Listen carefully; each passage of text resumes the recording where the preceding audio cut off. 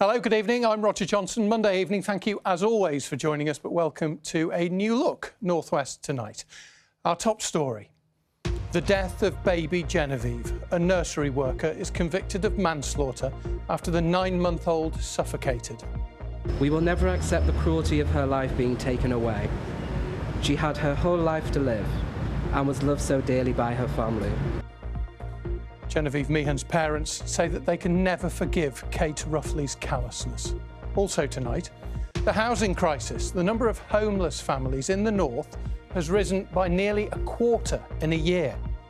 We're just stuck, we're unsettled. My 5-year-old keeps packing her bags of toys, saying she doesn't want to touch them before she wants them for the new house. And while we've held on to a lot of stubborn cloud today, we did see that cloud thin and lift, brightening up for some like Yorkshire Ted.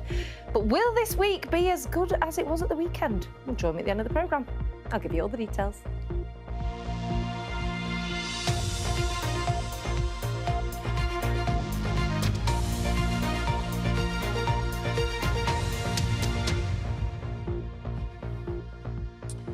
A nursery nurse who strapped a baby girl face down onto a beanbag for more than an hour and a half has been convicted of her manslaughter. 9-month-old Genevieve Meehan was also tightly swaddled and covered with a blanket by Kate Ruffley as she tried to get the baby to sleep at a Stockport nursery. Let's go live to Kevin Fitzpatrick. He's at Manchester Crown Court for us this evening. Kevin, an upsetting case. Just remind us of the circumstances around Genevieve's death. Well, baby Genevieve, who was known as Gigi to her family, died of asphyxiation at the Tiny Toes nursery in Cheadle-Hulme in May 2022.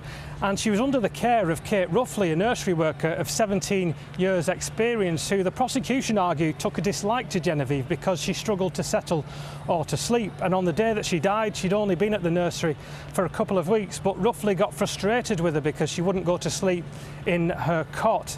CCTV was shown to the jury of Ruffley calling her vile before wrapping her in that blanket, swaddling her and putting her on top of the beanbag. She did look over intermittently to see if she was okay, but not close enough to realise that she wasn't breathing. And after 90 minutes, it was sadly too late. Well, outside court, police described her as callous and negligent. Genevieve should have gone home to her family that day, and it was down to the actions of Kate Ruffley that she did not. At the heart of our investigation is a family whose lives have been torn apart, siblings who will grow up without their sisters, and parents who will bear the pain of her loss for the rest of their lives. Now, Kevin, Kate Ruffley said that she had no ill will towards Genevieve and she denied being responsible for her death, didn't she? Yeah, that was the argument from the defence, but the jury was shown numerous other examples of Kate Ruffley making mean comments to Genevieve when she got frustrated with her, saying things like, "Go home, Genevieve. Genevieve, stop your whinging." She also heard her crying numerous times on that day, ignored the cries, said she was doing controlled crying. An expert said that there were multiple opportunities for her to have prevented Genevieve's death. Well, her family described their love for their little girl. We will never forgive the callousness of Kate Ruffley's actions. She was entrusted with the care of our daughter, yet she put her own convenience and selfish interests above Genevieve's life. She treated our daughter with cruelty and contempt. Now, the jury today unanimously agreed that Kate Ruffley was guilty of manslaughter. She was remanded in custody ahead of sentencing on Wednesday, and afterwards, Genevieve's family said they're now looking at the best way to remember her legacy. Kevin Fitzpatrick at Manchester Crown Court, thank you. Now, rising rents, increasing house prices, a shortage of social housing. Britain is in the grip of a housing crisis. And over the next few nights, we're going to take a look at how that is affecting us here in the North West. Katie Barnfield has been looking at some of the numbers. She's here in the studio and can tell us more. Katie. Well, yes, Roger, all this week we're going to be looking in depth at the state of housing across our region. Now, according to the latest figures, there are 7.5 million people living in the North West. Over half of them, 63%, own their own home, many repaying a mortgage on it. Around 600,000 people, 19%, live in privately rented accommodation, paying a landlord every month. while slightly fewer than that, about 18%, or just over 500,000 people, live in social housing, either through their local council or a housing association. But in some areas, the waiting lists for social homes are extremely long, leading to a growing number of families living in temporary accommodation. That can include hostels, B&Bs and poor quality rented housing while they wait for a permanent home. I spoke to one mum in Oldham who's been stuck in temporary accommodation with her children for years. So that has been there nearly 2 years. That's from when the bathroom first started leaking. This is where Sylvie and her children have lived for over 2 years. They were told it would be a few months at most, but her search for a permanent home has never ended. I fled domestic abuse. I literally walked out with just the clothes on my back and my kids. We're just stuck, we're unsettled. My 5-year-old keeps packing her bags of toys, saying she doesn't want to touch them before she wants them for the new house. So she talks about it every day. How long do you think you might end up having to stay here then? 10 years. You could be in here for 10 years. That's the worst case scenario, because there's no houses. Because this was meant to be a temporary fix, she's not allowed to make changes, even the most basic upgrades. When we came here, my twins were still in nappies, and I've toilet trained them myself. And they have the accidents on the carpet like kids do, and we can't even change the carpets. You're not allowed to change the carpets? Not allowed to change the carpets, no. Sylvie's family is one of more than 7,500 households across the northwest currently living in temporary accommodation. That includes more than 9,000 children, a 22% increase since the same time last year. Quite often when people come in, they've left a lot of possessions behind, so we've got these pre-made packs up for the right age groups for the children. The Shared Health Foundation work with families living in temporary accommodation across Greater Manchester. So this is the worst that we've seen it since we've been working in homelessness in the northwest. We're seeing more families coming through every week.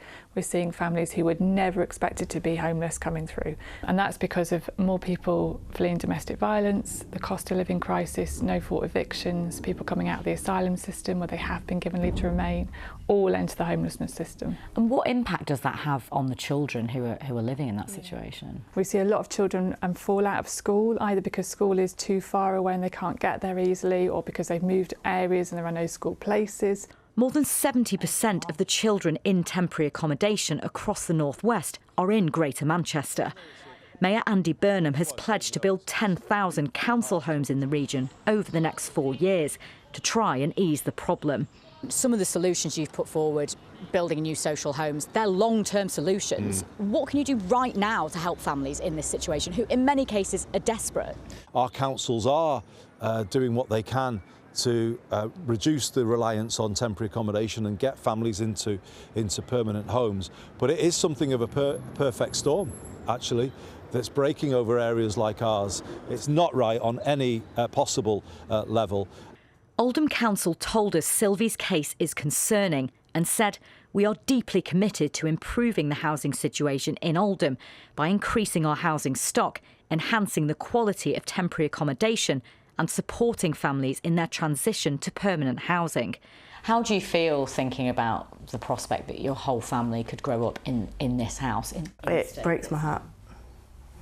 It's not what I wanted for my kids. The government told us they're giving councils £1.2 billion so they can help people move out of temporary accommodation. But for too many families like Sylvie's, a permanent home still feels like a distant dream. Katie Barnfield, BBC North West Tonight in Oldham. We're going to talk about that during the course of the week. As we said, in the second part of the series tomorrow, Phil McCann will look at how pressure on housing has resulted in a rise in the number of HMOs, that's houses in multiple occupation. Right now, let's talk about Manchester City, shall we? What a day for them yesterday. Their football fans painted the city blue last night after their team won the Premier League again for a record-breaking 4th successive season. In fact, they've won 6 of the last 7, all of them under Pep Guardiola. His future beyond next season is uncertain, but I don't think City fans really care about that right now. They're just celebrating. And Ian Haslam joined them. For yesterday's must-win West Ham match, the mood was tense. I'm nervous. A bit nervous, not going to lie. I'm prepared to be put through the mill emotionally. Well, what are you feeling right now? Nervous. It could be just City as of old, couldn't it? You know. In the present, you're a machine. No, Man City are a machine. They just win everything. No, never complacent. So here it is, the Manchester City team bus has arrived to a rapturous showbiz-style reception. I think this is the one. I think we can't beat West Ham, then we shouldn't win 4 in a row. City! I think West Ham score, but I think we'll score more, and I think it'll be a comfortable win. 3-1. And he got it spot on. 2 goals from homegrown hero Phil Foden and a third from Rodri sealed a 3-1 win and ensured City's 4th consecutive title at the expense of runners-up Arsenal. Yeah, look how difficult it is to win 1 Premier League trophy. This club has done it 4 years in a row. That's people don't understand how good this is. So yeah, all praise to the whole club. It's really incredible. Champions again! Champions again! Arsenal very, very close, but not close enough. Still come down to the last day, hasn't it? It's always a drama. We've done it again. I can't contain how I feel in words, you know. It's amazing. City won 4 in a row! To win 4 in a row. I'm only 24, but this is a lifetime dream. He's absolutely, he's the best. In reality, I'm closer to say bye-bye than stay 7 more years. So in this country, so demanding 8 years next season. The point and saying, look, my job's done, my legacy's secure. He would have gone ages ago. He's got this desire. Only Pep Guardiola could win 4 in a row with Manchester City. He's been able to make that distinction between the allegations, which City obviously deny, and the actual sporting achievement. Champions again!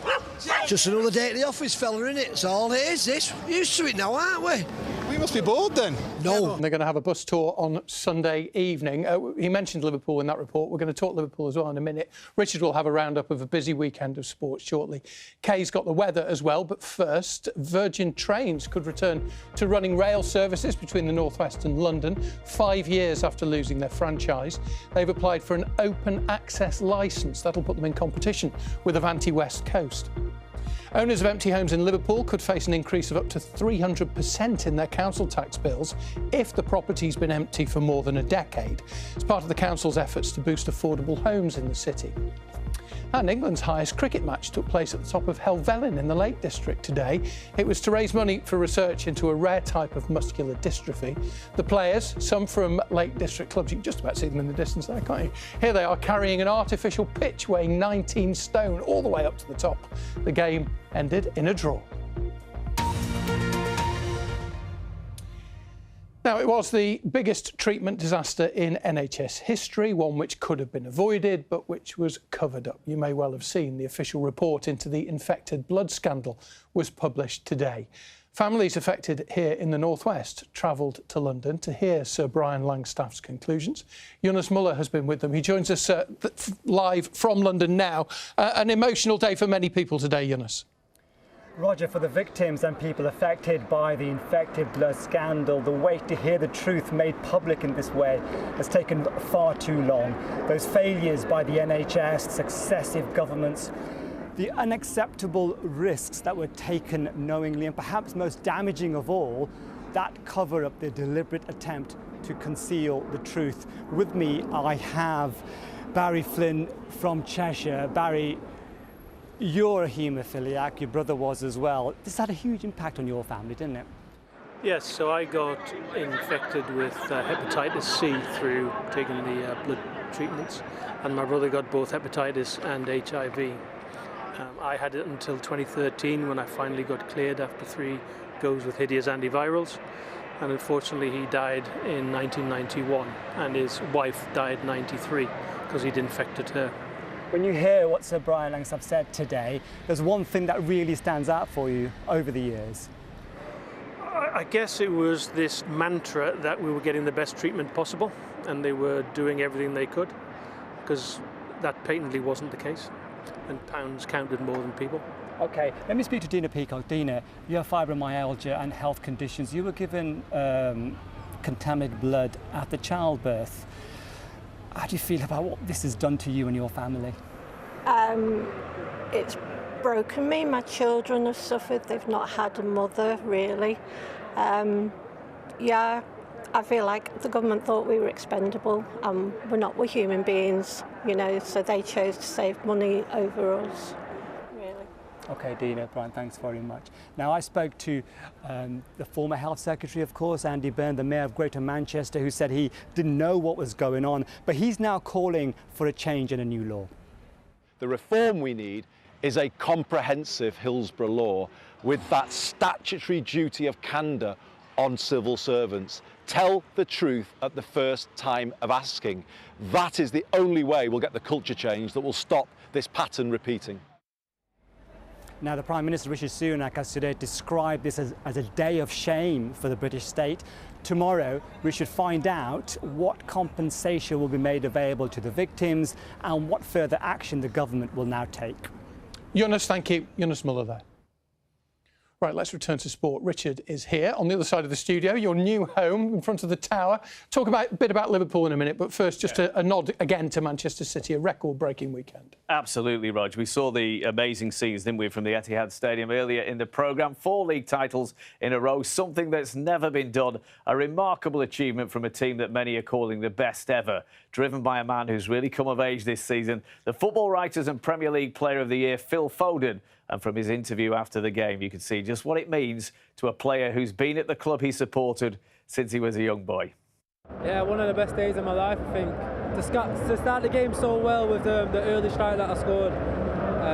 Yeah, one of the best feelings today, for sure. To put ourselves in history, so yeah, it's never been done before, so it just shows how hard it is. Yeah, things are going my way at the moment, and I want to continue working hard. There's so many things I can improve, and yeah, I just want to keep going now. We've still got one more final to go.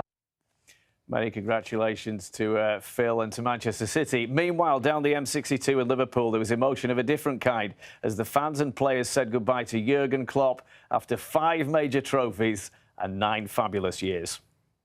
And I will never walk alone again. Thank you for that. You are the best people in the world. Thank you. This was an Anfield farewell packed with emotion for supporters, players and the man himself. All part of a celebration of his 9 years in charge, with Liverpool fans having gathered in huge numbers to cheer their charismatic manager into the stadium for the last time. Goodbye, Jurgen. We love you. Shut up. And now I'm going to cry. Jurgen! Supporters came from all over the world, many without tickets. The boss is leaving. I had to be here. Very emotional. That's why the sunglasses are on. Forget the sun. It's the tears, is it? Yeah, I just love him. He's put one of us. A feeling that was clear with Jurgen Klopp's song ringing out around the ground. I'm so glad that Jurgen is around. I'm so glad we could hear what he said. Jurgen said to me, you know, we'll win the Premier League, you know.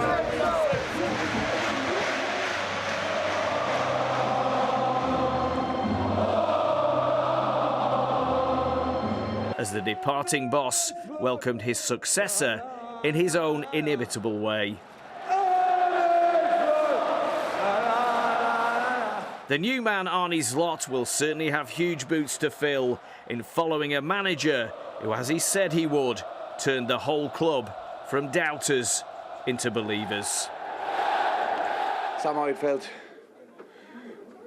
different. It felt wonderful. I was prepared to get completely hit. I love everything about this place. Simply oozing charisma. Brought happiness to every Liverpool fan's life in the last 10 years. Tears are rolling down my face, so it's going to be like, yeah, we're devastated, aren't we? The best thing we've ever had since Shankly. There's been so much raw emotion here at Anfield today. Jurgen Klopp is going to leave such a big hole, isn't he? And I think for all these Liverpool fans, it's going to take some time to get used to what today really feels like the end of an era. I'm one of you now. I love you 2 bits. Such emotional scenes at Anfield. Not everything, though, went to plan this weekend, I'm afraid. Manchester City women lost out on the WSL title on goal difference to Chelsea, despite a 2-1 win at Aston Villa. And in the EFL, Bolton Wanderers were beaten 2-0 by Oxford in the League One playoff final, with Crewe Alexandra also falling at the final hurdle. Alex lost 2-0 against Crawley at Wembley yesterday in the League Two final.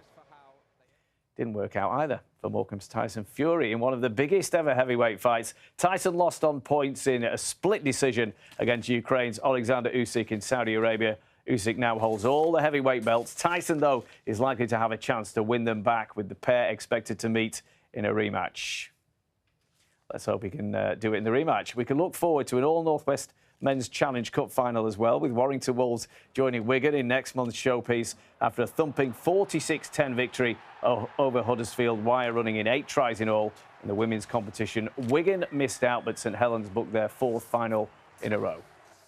Sale Sharks are preparing for a huge semi-final as well against Bath after their 5th straight win in a row, and it was away at the champion Saracens as well. Alex Sanderson's side won by 20 points to 10 to cap an excellent few weeks. The Sharks travelled to Bath for that big last 4 clash on June the 1st. This was one of the best tries of the game as the Sharks beat Saracens in that match. Best of luck in the semi-final. And more good news to finish on as well. Lancashire have their first county championship win of the season by 60 runs, Rog, against Durham. We could fill a whole half hour with all the sport, couldn't we? We could, absolutely. Incredible. I love your big tower as well, Rich. At least that's impressive, Rod. You can't have everything. It is. Welcome to our new home. Rich, thank you very much indeed. Right, Kay will be in the corner with the weather in just a moment. But before that, we're going to talk about Jay Flynn. You might remember the name. He found fame during the pandemic, setting up a record-breaking online quiz which attracted high-profile fans and, crucially, raised £1.4 million for charity. In fact, Jay was given the MBE. But earlier in life, Jay had found himself without a home, sleeping on a park bench in London. It was quite a comeback. Now he's written a book about his journey, and Mairead Smith has been to see him today. I mean, to be honest, it still doesn't feel real that I'm actually holding my autobiography. Most people will sort of be aware of me from during COVID, where I accidentally sort of set up a Facebook event for 40 people here in Darwin, where I live, and it kind of went viral. More than 180,000 people watched the quiz online, setting a new world record. Hi everyone. It's been quite the journey for Jay, who spent 2 years living on the streets of London. I've gone from being helped by a homeless charity to where I am today. But all of those things that I learned through those 2 years have enabled me to be sort of the right person at the right time at the start of COVID.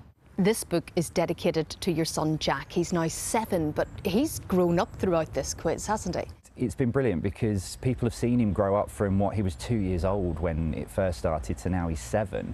And people have enjoyed that journey as well, watching him become the cheeky little monkey that he is. And there were a number of celebrity faces who wanted to become involved in the quizzes during COVID. The first big one we did was with Alzheimer's Research UK, Stephen Fry co-hosting the quiz. Join me, Stephen Fry, and quizmaster Jay Flynn. I think a lot of us were ready to leave behind online quizzes when COVID ended. But you still have a following and a group that come together every Thursday and Saturday night. It is a lifeline. I mean, we have people that still get up from sort of, you know, in the UK and meet with family in Australia who get together and play together because it gives them that family time. And finally, Roger and Kay are already under a bit of pressure this evening because we are in a brand new studio, so let's increase that a little bit. Have you got a question that you hope maybe one of them can get? I love this one. So, which company distributes the most toys per year? Good luck, Roger and Kay. Mairead Smith, BBC Northwest Tonight, Darwin. We'll give you the answer when we've worked it out. After the weather, Kay is in the corner. You have a new home. Look at the space for all these gorgeous photographs, Roger. It's incredible, and actually a perfect way to show the difference in the weather today. Andy G sent this picture in. Some of us have seen this stubborn cloud today, whereas on the Isle of Man, I mean, look at that beautiful blue skies. You too can send me in your Weather Watcher pictures, and you should be able to see those on the screen there. You can become a Weather Watcher or follow me on any of the socials and send your pictures in. And we can talk about the weather that's happening this week. So the weekend, beautiful, wasn't it? Gorgeous. However, this week more unsettled.